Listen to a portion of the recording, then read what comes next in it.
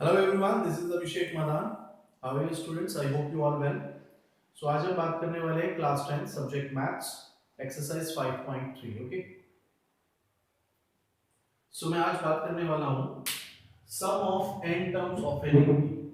किसी भी सीरीज में जितने भी नंबर ऑफ टर्म्स होंगे, अगर मुझे उन सभी टर्म्स को प्लस करना पड़े, ऐड करना पड़े, तो कैसे कराया जाएगा, उसके लिए क्या फॉर्मूला यूज होगा। क्वेश्चन को समझिए। एक्सरसाइज 5.2 में क्वेश्चन था सम वाला। उस सम में क्या लिखा था, sum of fourth and sixth term ऐसा कुछ था, और एट्थ और टेंथ टर्म ऐसा कुछ था। तो आप इसमें समझिए, उन्होंने बोला था sum of fourth and sixth, यानी कि दो इंडिविजुअल टर्म्स को ऐड करना पड़ रहा है, एक फोर्थ टर्म को और सिक्स्थ टर्म को। ओके। और अगर उन्होंने बोला जाए कि find the sum of six terms, बात को समझिए, अगर मैं लिखूं सम ऑफ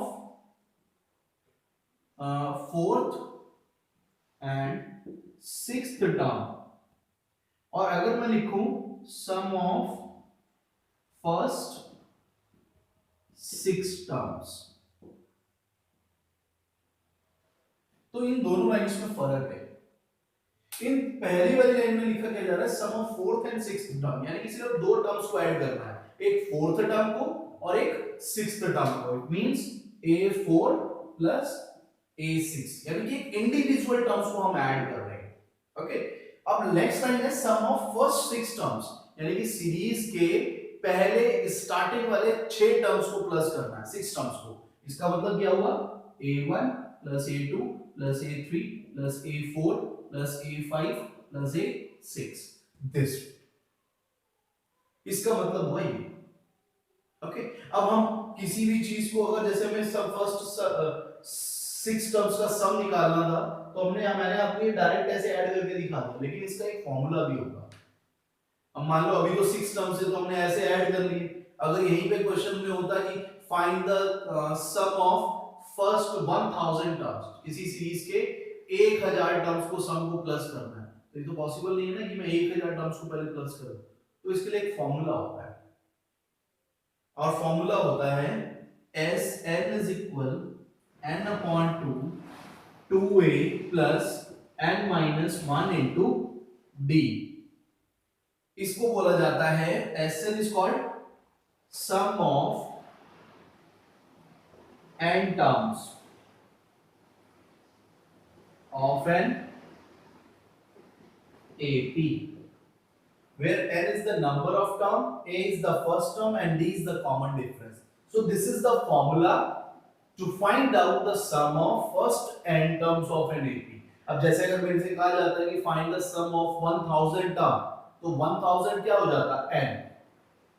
ओके। a उस सीरीज का फर्स्ट टर्म होता है और d हम वहां से कॉमन डिफरेंस निकाल लेते हैं, जो भी सीरीज होती है। तो अगर आपको कभी भी किसी सीरीज में एक ग्रुप को प्लस करने के लिए कहा जा रहा है, ग्रुप मींस जैसे ये 6 टर्म्स कहा था, तो ये 6 टर्म्स का एक ग्रुप हो गया। तो जब भी आपको कहा जाएगा कि किसी सीरीज के एक ग्रुप को प्लस करना है, ग्रुप को ऐड करना है, तो उस ग्रुप का सम निकालने के लिए हम इस फॉर्मूले का यूज करेंगे। Sn is equals to n/2 2a plus n minus 1 into d। Sn का एक और फॉर्मूला होता है, यानी कि सम को निकालने के लिए एक और फॉर्मूला भी होता है। जैसे कि एक सीरीज है, मान लो a1 a2 dash dash an, एक सीरीज मान ली, a1 is called first term, a2 is called second term, and an is called nth term। अब मेरे से कहा जाएगा कि इन पूरे सीरीज का सम निकालना है। जैसे कहने का मतलब है कि एक सीरीज में 100 टर्म्स हैं, और हमसे कहा जाए कि आप 100 के 100 टर्म्स को प्लस करो। तो अगर हम 100 के 100 टर्म्स को प्लस करा जाए, तो उसके लिए हमारे पास डायरेक्ट फॉर्मूला है, और वो फॉर्मूला है Sn is equals to n/2 a plus an। ये फॉर्मूला भी यूज कर सकते हैं सम फाइंड आउट करने के लिए, लेकिन याद रहे ये फॉर्मूला हम तभी याद करेंगे जब हमें उस सीरीज का लास्ट टर्म पता हो। लास्ट कौन सा टर्म जो आपको सम फाइंड आउट करना है। जैसे आपसे कहा जाए कि भाई एक सीरीज का फर्स्ट 10 टर्म्स का सम फाइंड आउट करो।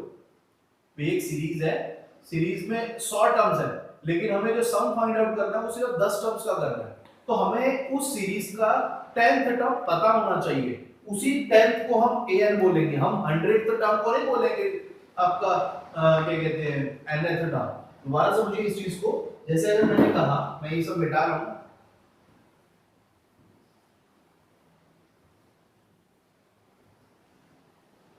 मेरे से कहा जाए कि ये सीरीज है 1 2, ये थोड़ा ज्यादा इजी हो जाएगा, 2 4 6 8 डैश डैश करते हुए मेरे को कहा गया कि ये सीरीज 200 तक जाएगी। अब मेरे से कहा जा रहा है कि इस सीरीज का सम फाइंड आउट करना, लेकिन कितने टर्म्स का, 50 टर्म्स का या 10 टर्म्स का मान लो। इस सीरीज के 10 टर्म्स का सम फाइंड आउट करना है। अब आपको इस सीरीज का 10 टर्म पता है? नहीं पता, ना ही दे रखा है, क्योंकि ये हो गया फर्स्ट, ये सेकंड, ये थर्ड, ये फोर्थ, 10th तो पता ही नहीं है। हालांकि वो बात अलग है कि आप 2 2 प्लस करके आप 10th तक निकाल सकते हो, लेकिन अभी पता तो नहीं है ना। अगर मान लो ऐसे आप नहीं निकालना चाह रहे, तो आपको 10th टर्म इस सीरीज में पता नहीं है, और ये 10th टर्म नहीं है। Okay, this is not a 10th term. तो अगर आपको इस सीरीज का 10th टर्म पता ही नहीं है, तो आप कौन सा फॉर्मूला यूज करेंगे? Sn = n/2 2a plus n-1 into d। Okay, और मान लो कि अगर आपको इस सीरीज का 10th टर्म पता लग जाए, मान लो इस सीरीज का 10th टर्म क्या हो, 20 मान लिया जाए, इस सीरीज का 10th टर्म 20 है, और मुझे कहा जा रहा है कि find the sum of 10th terms. तो 10 टर्म्स का सम फाइंड आउट करना, और 10th टर्म कौन सा है? 20। So this become an, not this. an ऐसा जरूरी नहीं होता कि हमेशा आपका लास्ट टर्म ही an होगा। आपको सीरीज में जितने नंबर ऑफ टर्म्स का सम फाइंड आउट करने के लिए कहा जा रहा है, उतने नंबर ऑफ टर्म्स को हम an मानकर चलेंगे। ओके, तो यानी कि आपको 10 टर्म्स का सम फाइंड आउट करने के लिए कहा जा रहा है, तो 10th टर्म आपका an होगा। ओके, तो इसलिए अगर हमसे कहा जाए कि find the sum of 10 terms, तो 10th टर्म हमारा हो जाएगा 20, and we can use this formula Sn = n/2 a plus an। Okay, अब जैसा कि पहला क्वेश्चन है एक्सरसाइज 5.3 का, find the sum of the following AP, and the first part is 2 7 12 dash dash to 10 terms. Question को समझिए, इसमें कहा जा रहा है कि ये एक सीरीज है, और इस सीरीज के 10 टर्म्स का सम फाइंड आउट करना है। कितने टर्म्स का? 10 टर्म्स का। तो ये 10 क्या है? That is called n। यहां पर जितने नंबर ऑफ टर्म्स का सम फाइंड आउट करना है, that is 10, and that becomes n। Okay, now first term is 2 and d, succeeding term minus preceding 7 minus 2 becomes 5। अब आपके पास a भी है, d भी है, n भी है। now we can use the formula of Sn, that is the sum of n terms। so formula is Sn = n/2 2a plus n-1 into d। so we are using the formula, so n की जगह हम 10 रख देंगे। so S10 क्या denote कर रहा है? S का मतलब हो गया सम, और नीचे सफिक्स में जो हमने ये 10 लिखा है, इसका मतलब हो गया कि 10 टर्म्स का सम। so S10 is called sum of first 10 terms। okay, so this is n/10/2 2 into 2 plus 10-1 into d की वैल्यू होगी 5। so this will be 5, cut करके आपका 5 आ जाएगा, 2 2 जा 4 प्लस यहां पे कितना आएगा 9, 9 into 5